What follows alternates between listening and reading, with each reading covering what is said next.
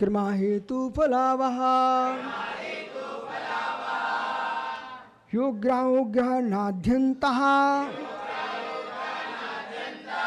स्त्रीपत्ति भी आत्मकः।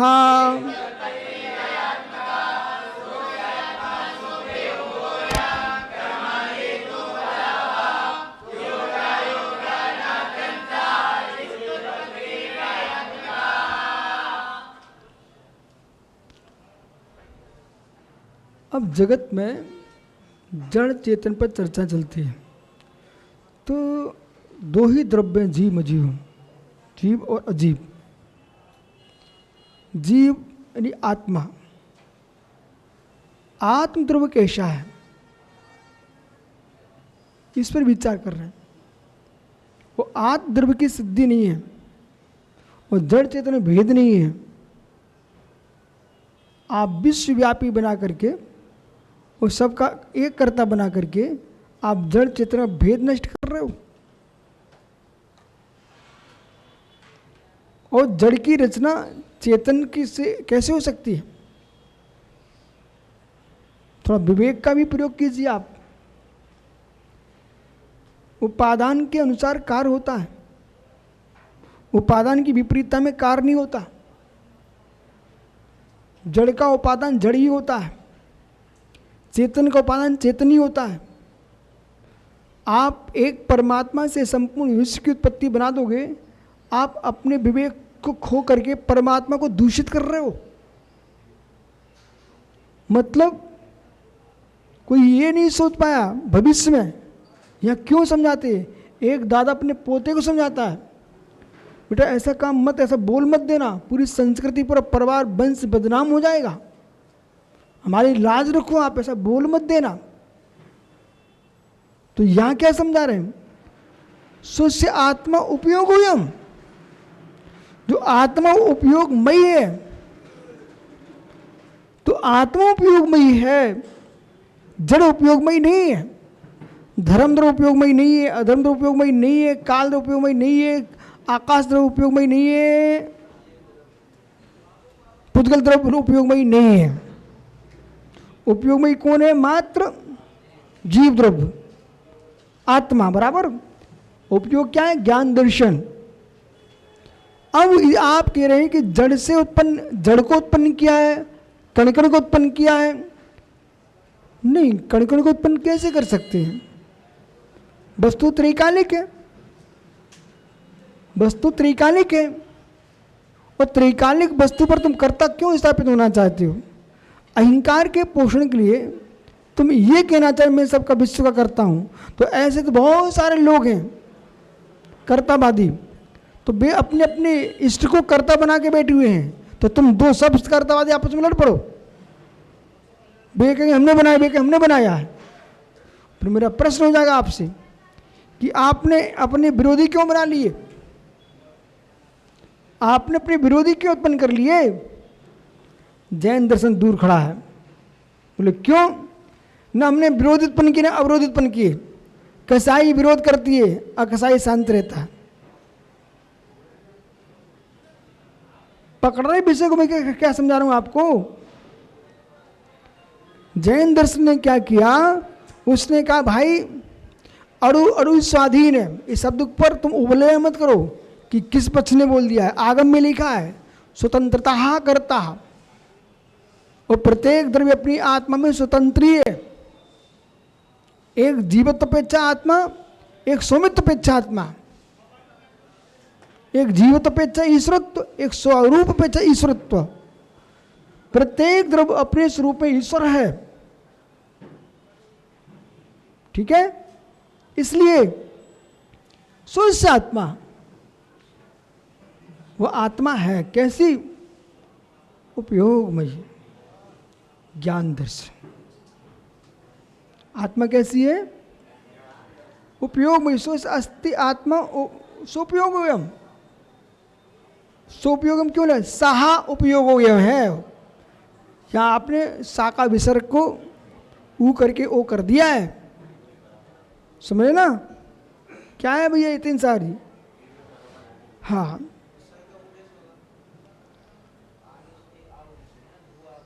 अरे एक ही सूत्र नहीं है, अघोष बतोश्च ओमकारियो मध्य, एक सूत्र और है, ठीक है, इसलिए सारे सूत्र लगते हैं।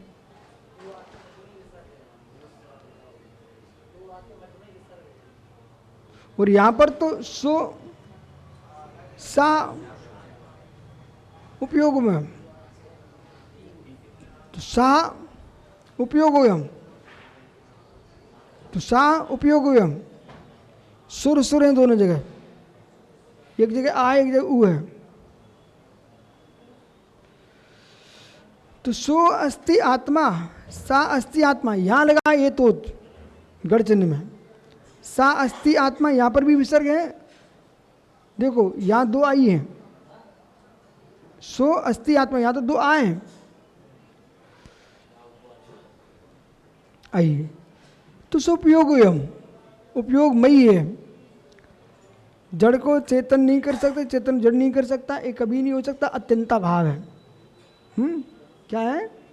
अत्यंता भाव है।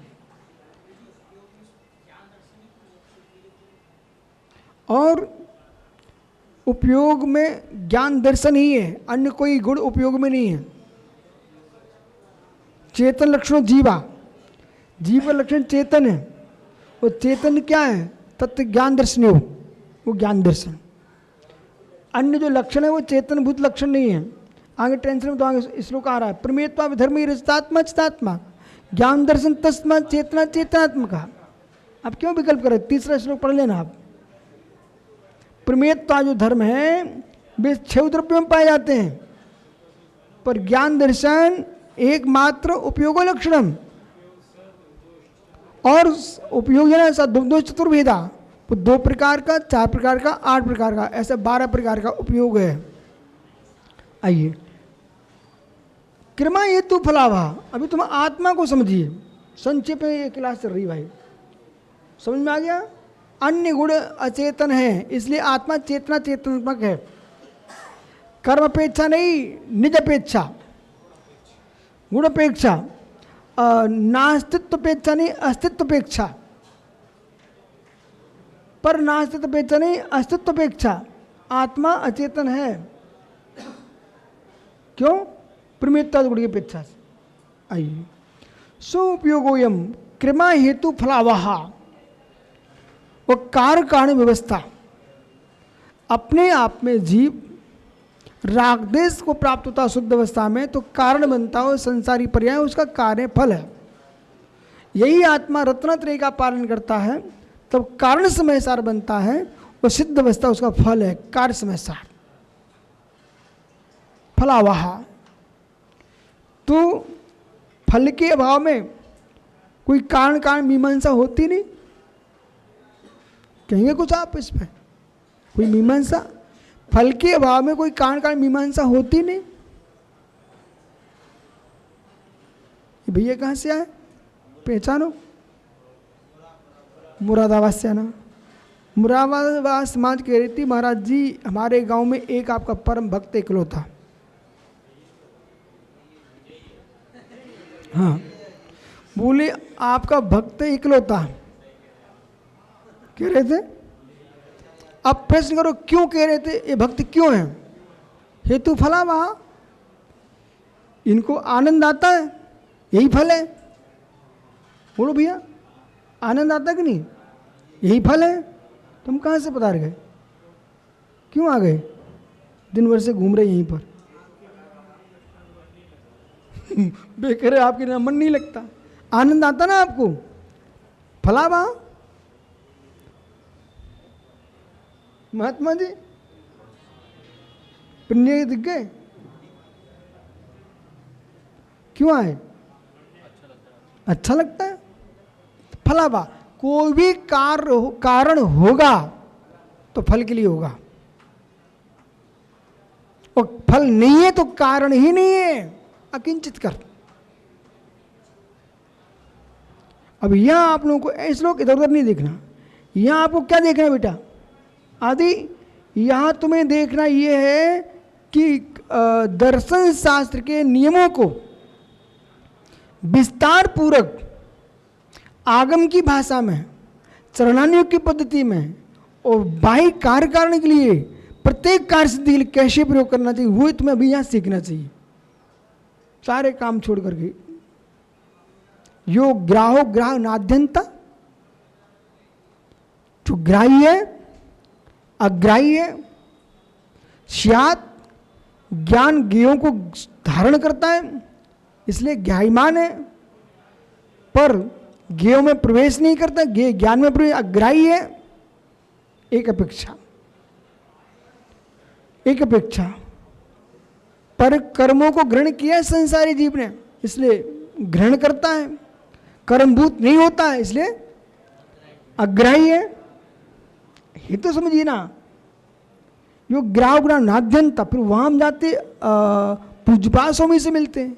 ये सारे आचार परंपरा हमारी है और आपको बिल्कुल अवसर मिलता है माइक पकड़ने का। आप लोगों को जितने विद्वान हैं, आपको इतनी करुणा करना चाहिए, मात्र जो सामने दिख रहे हैं उन्हीं का नाम मत लिया करो, आप एक व्याख्या करो।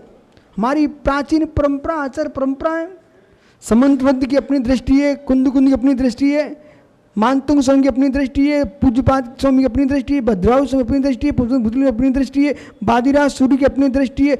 ऐसे आचार्यों के नाम लो भाई, और प्राचीन आचार्यों नाम नहीं लोगे ना तो अप्रमाणित हो जाएंगे आप।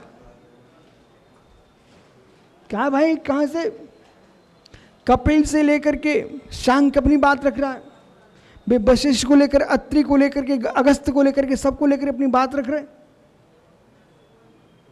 समझ रहे कि नहीं समझ रहे हो? कोश्चान सब अपनी अपनी ऋषि परंपरा की बात कर रहे हैं। तो तुम्हारी ऋषि परंपरा तो कहाँ से? सनातन काल से, अनादिरंत है। हम जो भी नाम लेंगे वर्तमान में, वे वर्तमान 24 के नाम रहेंगे। इसके पहले अनंत 24 हो चुकी हैं, भविष्य में अनंत होती ही रहेंगी। इसलिए जिन शासन अनादिरंत है। व्याख्यान तुम्हारा गंभीर हो और संस्कृति रक्षापूर्वक हो। अब तुम इतनी ही सोच रहे हो बस हमारा जीवन ऐसा चलना चाहिए, तो क्या है निर्गन सागर? अपने जीवन तक अस्त हो जाने का काम है। तो 24 घंटे ऐसे अनमनी बैठे रहो।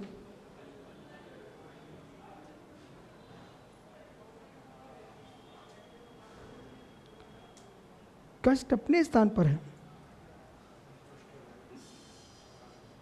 वे कहा निर्विकल्प सागर प्रवचन में नहीं पहुंचे हैं? ये तो आपकी निजी व्यवस्था है, वो सामूहिक व्यवस्था है। वही पुस्तक ले जाते और करते रहते अपना, फिर बताया भी नहीं है। अब सुनिए, उसे देखते हैं।